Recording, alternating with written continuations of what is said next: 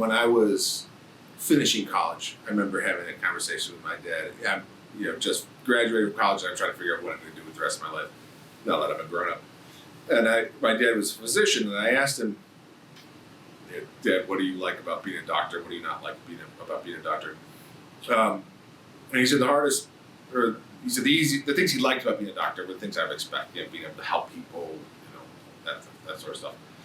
But he said the hardest thing about being a doctor, and this was something that stuck with me. He said the hardest thing about being a doctor was knowing and trying to help his patients to know that he could be the greatest doctor in the world, and everything that he does is still just a stall. Every one of his patients will die someday. And then being dad, he laughed. He said, hopefully not, because it's something I did. But yeah, every one of my patients will die someday. That's hard when you're a doctor and you're constantly fighting mortality and sickness and decline.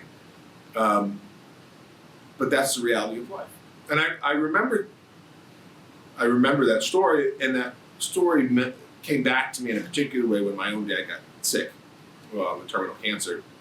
And it was a great comfort to me to know that he understood that dying is part of life, and that he, in his medical career, had sort of lived a 30-year memento mori. That in the face of suffering and death, he didn't become cynical or jaded. He was quite the opposite. He was one of the most joyful people, really joyful people I've ever met.